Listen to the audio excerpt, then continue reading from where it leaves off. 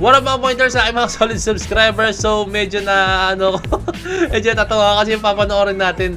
Ate, nanood kasi talaga ako ng Eat Bulaga. I've been a fan of Eat Bulaga, no? Pero ngayon syempre E18 na, alam niyo naman yung issues ngayon, no? Ito nga yung kay Mayor Jose Manalo campaign song na. Ito na yung buo, ito na yung clear version nito, ano. Natawa lang ako kasi nanood talaga ako ng Sugod Bahay nila, no? And tatawa ako sa mga pinagagawa ni Jose Manalo doon. Syempre yung dalawang yung Dabar Guards yun, Dabar Guards, si Zombie at si Wally, no? Tingin ko nakakatuwa ito talaga sin, no? Sobrang solid na ito, no? Ayoko na patagalin pa, so without further ado, let's all watch this.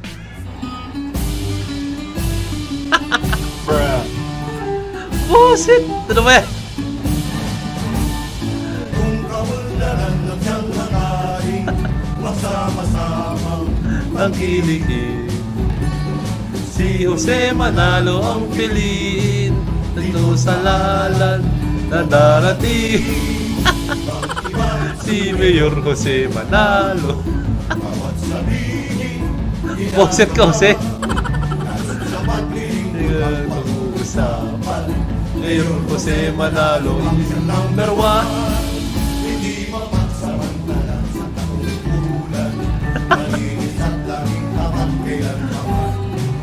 Kaya tayo'y magkaisang magdamay-damay. Mayor Jose Manalo ihalay. Ano ba yan, nakakabahan trip to si Jose?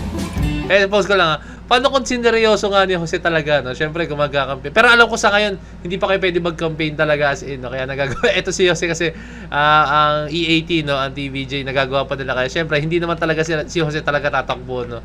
Kasi sa ngayon, alam ko parang 1 month before yung pinaka-mismong date ng election, doon pa kayo pwede parang tawag dito, yung parang gumala-gala, tapos i-endorse nyo yung sarili nyo, no? Parang mag-campaign, gumawa ng mga campaign, no?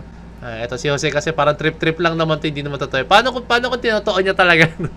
Hindi ko mananalo to, ang kulit niya ito, bad trip yan. Tignan natin.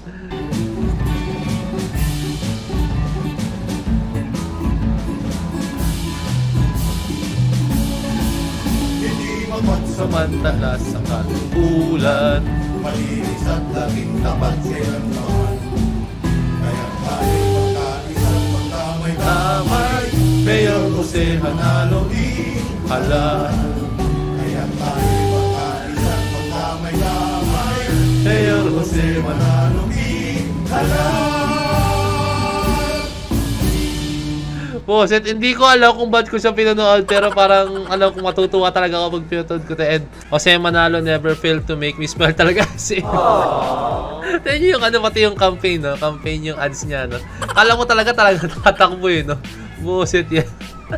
Siyempre, TVJ, isa yun sa mga solid na foundations ng ating, para sa akin, sa ating industriya, no? TVJ, since talaga, isa sila sa mga, mga pioneer na kumbaga, no? Kaya, sana isuko na ng Tape Incorporated yung pangalan na Eat Bulaga, kasi hindi naman para sa akin, hindi naman kaya sa kanila talaga yun, hindi naman sa kanila yun. Although na alam natin na nasa kanila yun ng rights, pero alam mo yun, hindi titigil ang mga bashers, hindi titigil yung mga bashers hanggat hawak na lang pangalang Eat Bulaga, hindi sila tatantanan ng mga bashers as in. Actually ako para sa akin, to be honest with you, naaawa talaga ako sa Tape Inc. kasi hindi ganun karami yung views nila eh. Hindi ganun ka pumapatok unlike sa TVJ eh. Hindi sila pumapatok doon sa E18 kasi alam mo yun, ginawa na nila lahat, ginamit nila yung Facebook page ni Yorme, ginamit na nila yun, pero hindi siya pumapatok talaga as in eh. Although may nanonood, pero hindi siya yung numbers na nare-reach ng Eat Bulaga before, simula nung andun pa yung TVJ, no? Kaya, ayun lang, nakakaano lang kasi hindi yun yung dapat sana mangyari, no? Kasi hanggat hawak na yung pangalan na Eat Bulaga, hindi sila tatantanan ng mga bashers. Kaya kung ako sa kanila, para sa akin lang this is just my opinion, no? Gumawa na lang sila ng bago na lang pangalan. Okay lang sana kung magpapalit ng management like Tape Inc. tapos Eat Bulaga pa rin, tapos TVJ andun pa rin, no? And Tape Inc. Kasi syempre alam naman sa sarili natin, pag Eat Bulaga, yung mukha niyan, yung mga host talaga, no? Ayun, alamin na sa sarili natin yan. Pag nag-iba yung host, yung mga taong nakikita natin sa screen, mag-iiba na yung tingin ng mga tao dyan sa yan. Isipin nyo lang yung kunyari, Showtime. Paano pag yung mga naging host niyan is iba na? Kunyari sila Buboy Villar nandun, sila Yorme nandun, di ba? Parang di ba mag-iiba kasi syempre ang host na ang nandun is Showtime talaga, sila Mong Navarro, sila Vice Ganda, sila Ann Curtis, sila Jong Hilario, yan, ang dami, no?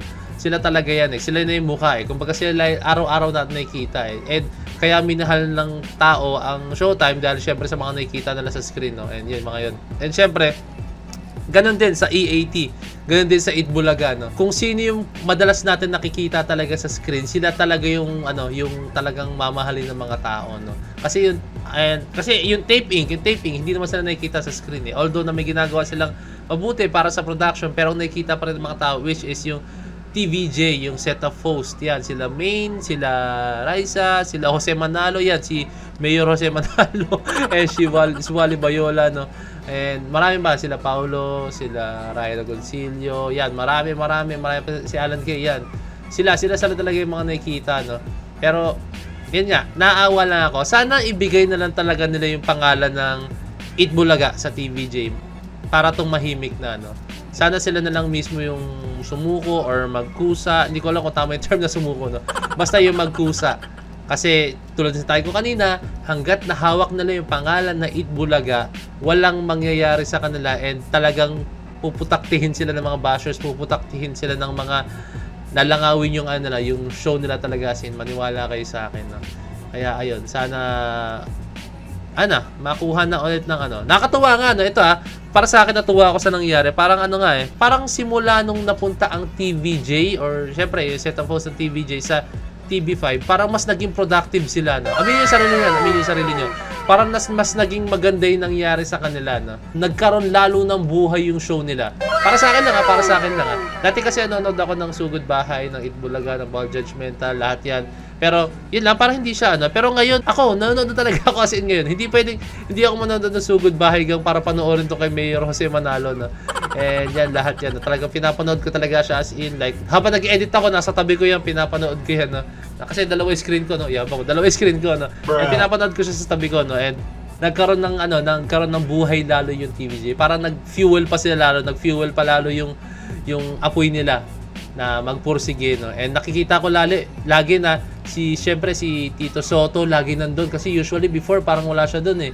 Madalas nasa siya, eh, kung syempre alam niyo na si Senator si Tito Soto, no? And si Vic Soto, syempre andyan din lagi yan, and then si Joey De Leon, no? Pero ngayon lagi ko na sila lang nakikita ang kompleto, no? Nakakatuwa lang na gano'n, no? Kasi syempre ang inaabangan naman ng mga tao doon, which is talaga yung mga host talaga, no? Which is yung TVJ, yan. Pag nakita niyo yung solid TVJ nandyan, ang sarap panoorin ng Itbulaga, no? And syempre dapat nandyan din si Mayor Jose Manalo, no? Hindi pwede wala si Mayor Jose Manalo. Siya yung nagbibigay, isa siya nagbibigay, no? Syempre siya yung main, and kasama niya yung dalawang Dapper Girls niya, no? Siya yung nagbibigay buhay pag yung Sugod Bahay na talaga, no? And actually, para sa akin, pag sinabi mong Sugod Bahay, si Jose talaga, eh. Jose Wally talaga yan, eh. Yung mukha talaga ng Sugod Bahay, no? Kumbaga sila talaga yung nagsimula talaga niyan. Sila yung correct me if I'm wrong, simula yung Sugod Bahay, alam ko sila yung dalawa yung yung parang pinaka, kumbaga OG pioneer members niya, no? Pioneer host ng Sugod Bahay, no? So ayun lang.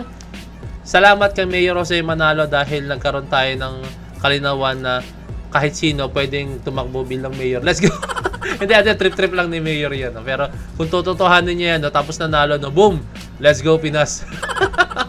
Hindi lang, trip lang naman yan, no? So, ayan, naparami aking kwento dahil sobrang natuwa talaga ako, no? Dahil dito sa TVJ, no? And sana magkaroon pa tayo ng gantong usapan. Sarap pala pag-usapan nito, no? Pag yung tipong yung mga pinapanood mo talaga is na pag-uusapan nyo regarding dito sa mga topics na to, no? So, ayan, kung meron pa kayo regarding dito sa ating Mayor Jose Manalo or sa TVJ or what, comment down below lang kayo. And gusto ko pag-usapan to or pwede tayo mag-live, no?